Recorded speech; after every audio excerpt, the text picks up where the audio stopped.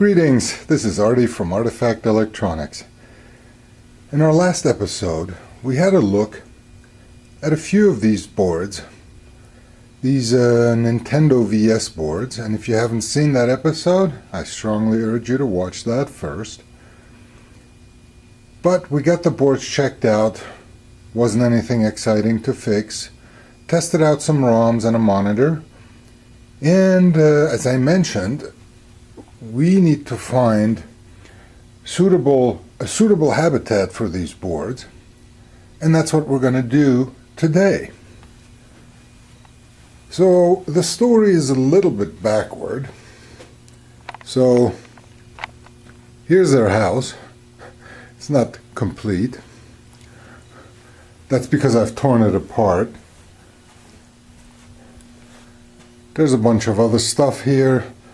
A second control panel, the covers for it, second monitor. But what we're going to do is put this thing together step by step, because we should have all the pieces now and we should be able to bring this back to its former glory. The backstory on this is that a while ago I bought some pinball machines, and as they were getting wheeled out of the seller's warehouse, I noticed this. I mean, it didn't look like this, it was complete, sitting in a corner, and I asked if it was for sale.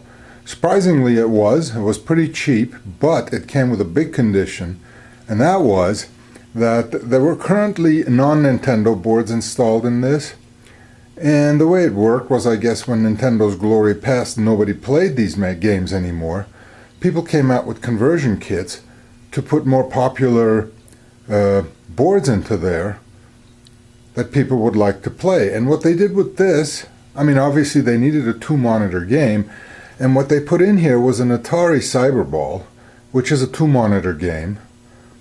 It is a game that is somewhat popular with hustlers. I'm not greatly into football games or sports games in general. So the condition was that he'd sell me the cabinet, but he wanted the boards back, because he had an actual Atari Cyberball and he wanted the board as spares. And basically, but he didn't have time to remove the boards, and he said, just take it home, remove the boards, and give them back to me. So obviously I know this guy, and he somewhat trusts me.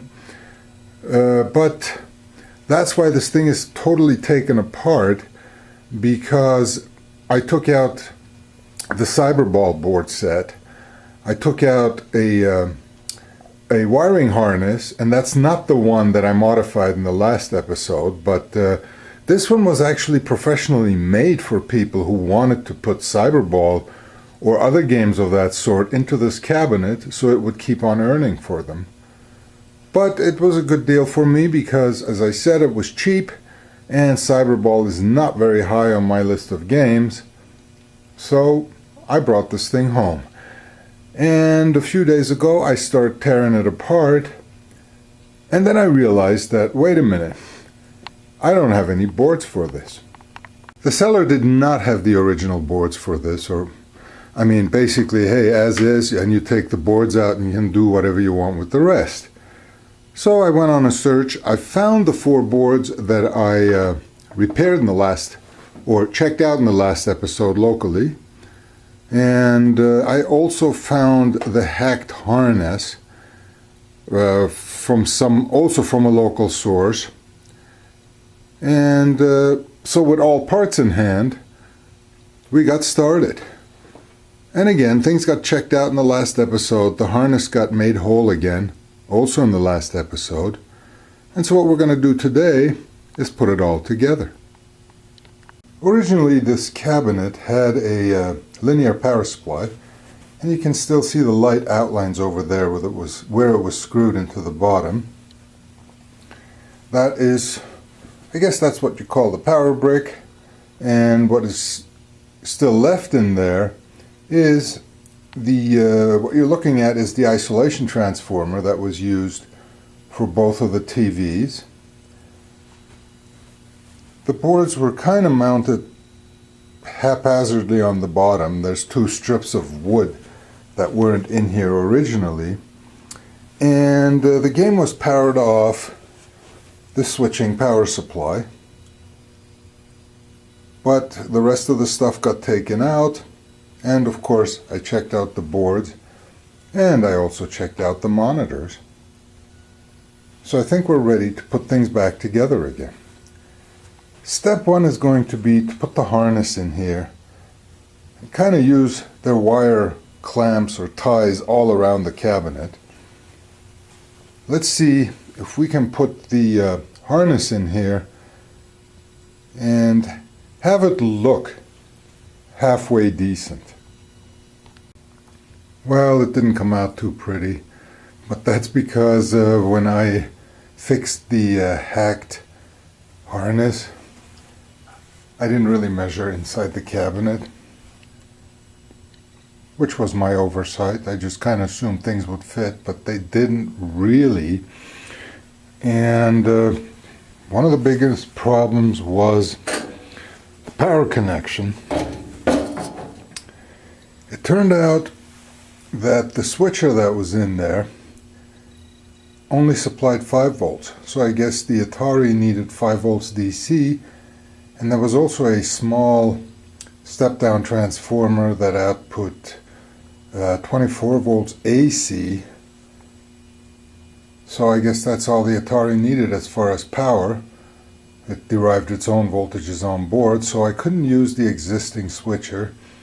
I just used the one that I had on the bench when I was testing the boards, and then the wires were too short. But anyway, it looks like everything connected, and everything on the board is connected. I just noticed that I have to put some more chips on the board to get these games to run, CPUs and PPUs. So let's go ahead and do that, and also start putting the monitors in place. Here's a progress update. We have the first monitor in. Didn't really want to go in because it seemed as if this top part was a little tweaked towards this side, and it would catch on the edge over here. So I took the monitor, so I stopped putting the monitor in and kind of straightened out the top a little bit. I couldn't really see any tweaks in it, but after trying to straighten it out, making the red part perfectly vertical, the monitor slid right in. And here's what it looks like from the back. That cavity there is where the second monitor neck is going to slide in. And we should be getting pretty close to getting this guy completed. So on to the next monitor. The second monitor is installed, and it went in, fits like a glove. Also the control panel. With the other monitor being in there, it made it a little more difficult to get the wires connected, but they're all in now. You can also see there's burn-in on the screen. Actually, both screens have burn-in, but it seems to be a little worse on this one. And a friend of mine identified that as Nintendo Golf, because in Nintendo Golf, even in the demo loop or the attract loop, that dark rectangle you can see on the left is on most of the time, showing the golfer. And well, it is what it is. Can't really see it on this side. It is less on this one, but I guess they were running golf on both sides, and that's so until I find new CRTs for these. It's not that bad. When you're playing, when you have images up, the stuff gets mostly hidden. So there's not a whole lot left, but let's go ahead and complete this guy. Alright, it's all back together, and here for your consideration is the completed Nintendo Red Tent. Well, Red Tent is not its official name. It's the VS Table is the official name, but here's what it looks like. Rather unique. It's completely made out of metal. It has some pretty serious dings on it. So I would shudder to imagine what this would look like if it was made out of wood, but still holds up pretty well. And I'm almost tempted to say this is worth a full restoration, getting all the dents out, giving it a paint job. One other thing is, this is missing. There is 2 coin doors, one on each side, and a general access door to the power supply. And unfortunately, those are missing. I don't know if you can see that, but yeah, there's one of the doors. There's the other one. The seller said that when they converted this to Cyberball, all of the extra parts were put in a box, and that box, of course, cannot be found. There's the other hole. It's not too bad. I can probably replicate those doors out of wood, put locks on them, and at least cover that up. But there you have it. Another good thing about it being all together is, note the smoked plexiglass it has in front of the monitors. And I hope that that'll mitigate the screen burn-in. Even though when the screen's on, it'll light it up. But, well, let's see.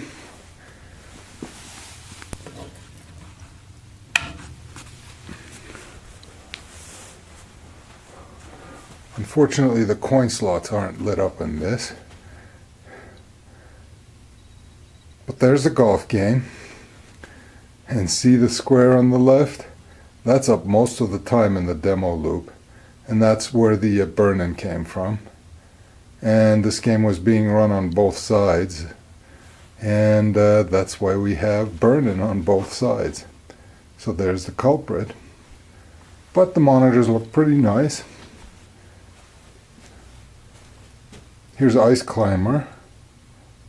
Also doesn't look too bad. So why not coin up and play a short game to make sure, or short games to make sure that this thing actually works.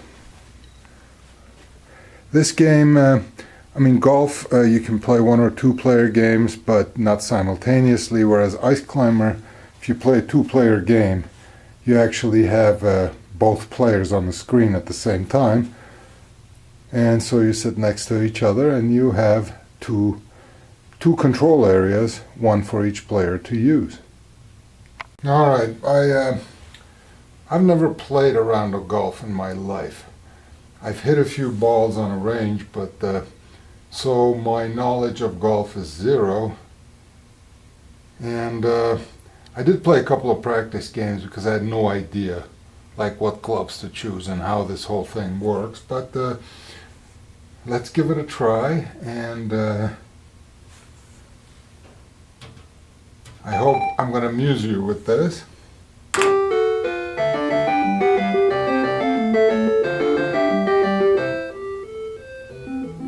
Okay, here goes.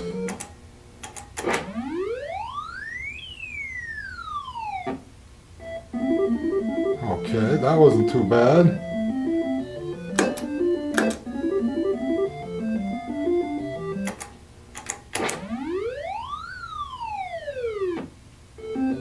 Oh, wow.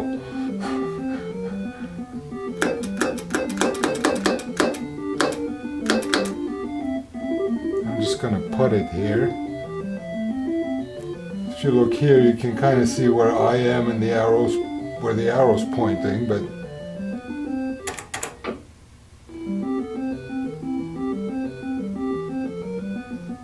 okay.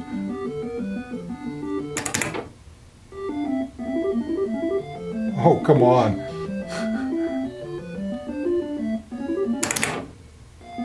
Well, at least it gives me the view of the green. Can I miss this? Nah. Yes, I can. But I got it.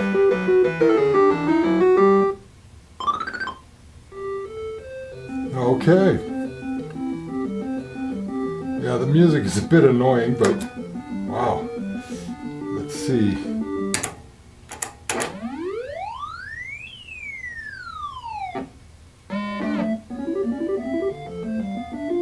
Not good.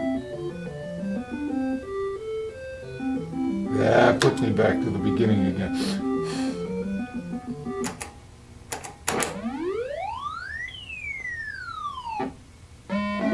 See, I can replicate my error perfectly. What am I doing wrong here? Oh, okay. I think I'm hitting it too late. I should hit it before it hits the white blinking mark.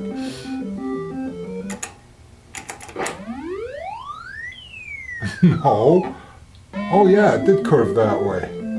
Except I hit it too early this time.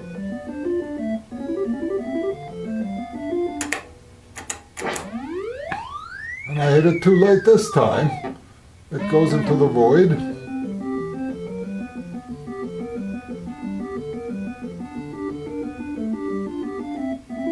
This is embarrassing.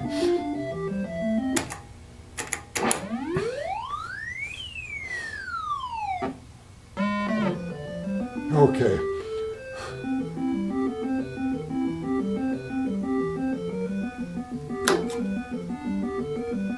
Oh, I forgot to change the direction on it. So I stood this way.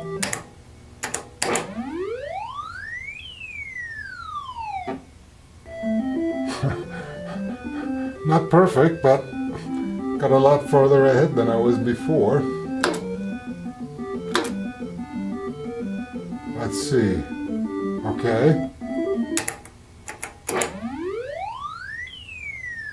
No!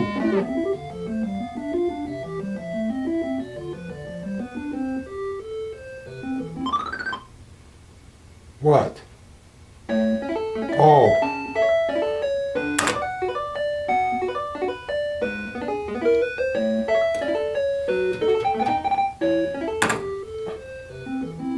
Oh, okay, it starts me on a new course. Oh, great. So I gotta hit this one straight.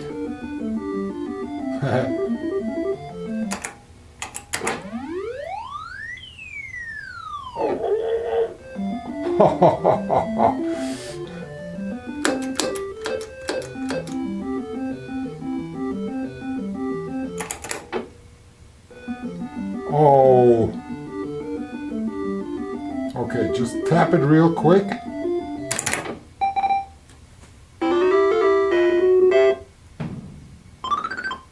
Hey, I didn't do too badly. So as you can see, you know, we got lots of fun courses here. It seems to start off in a random course every time you start a game. But, so much for golf. Alright, here's Ice Climber. Yes, I finally got smart and turned off the room lights. And, yeah. Here goes. Should be self-explanatory.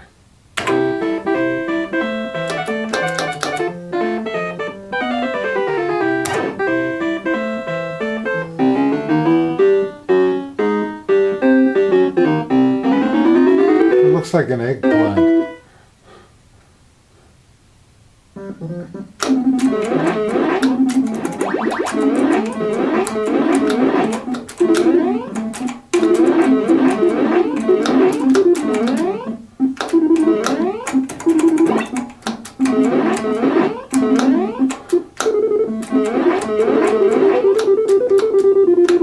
Ah, he ran away.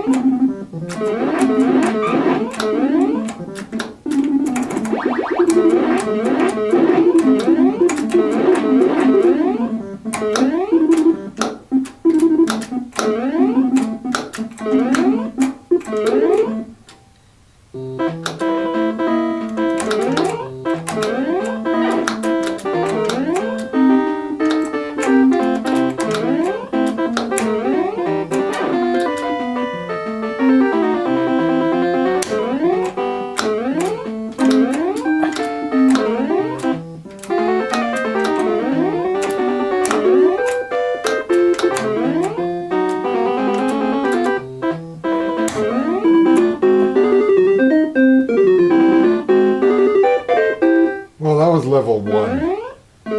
That is rather easy.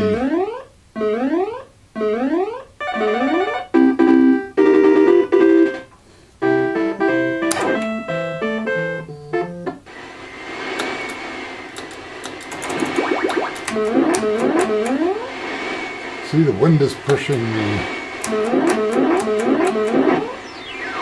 Ooh, and there's icicles, and I run right into him. Wait a minute, the wind's going this way.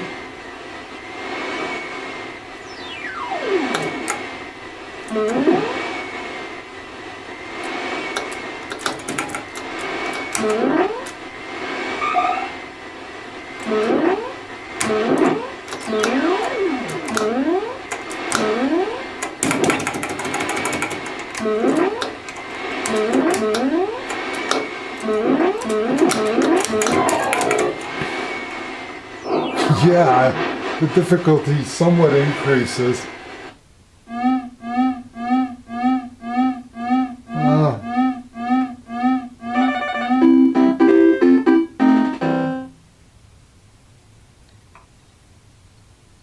Oh, it won't let me continue. Well, it does, because I can select the level. So I failed badly on 2. Let's continue on 2.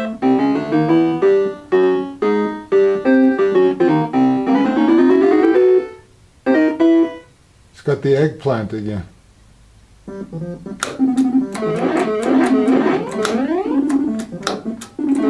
Oh! Wait a minute, this is different.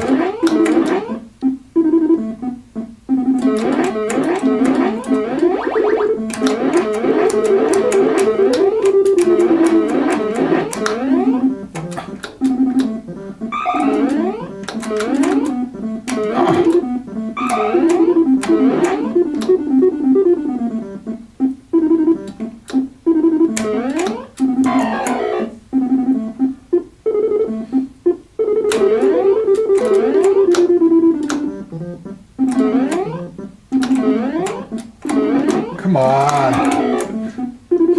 So it's pushing me this way. See, the last one you could see the wind, but now you can't see the wind.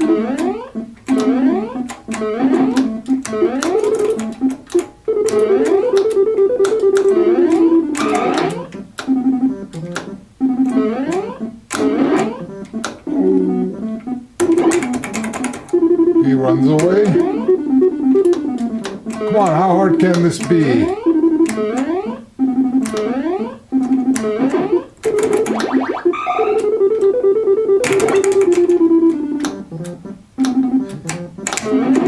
It's hard to explain without the wind, but it keeps pushing me in that direction.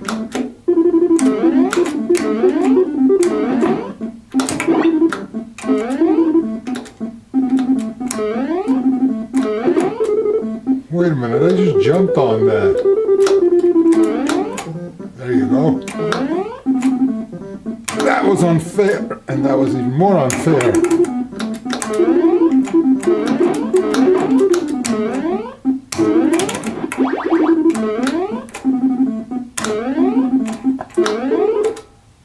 Bonus stage with no wind and lots of eggplants.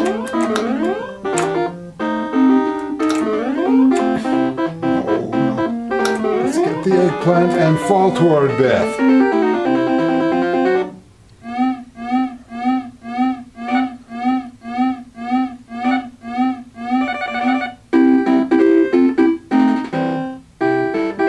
Well, at least I got a lucky break on golf.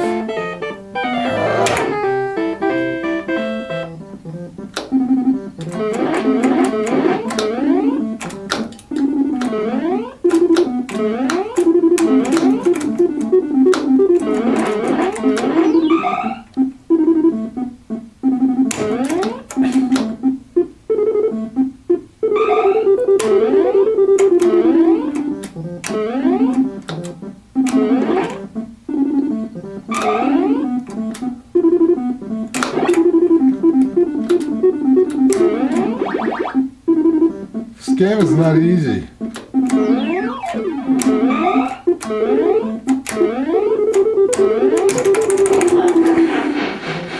Alright. Hope you enjoyed that, and I need a lot more practice on this game. But I shall continue to practice, and maybe I can show you a better performance sometime soon.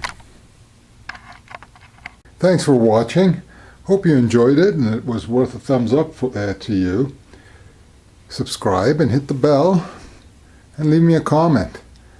I mean, I am seriously considering doing a full restore on this, except I got other things in the queue and not a whole lot of time to do this right now, but let me know your feelings about this. It is a unique piece, and I guess my wife won't let me take it upstairs until it looks a lot better than this. I'll see you later. Bye.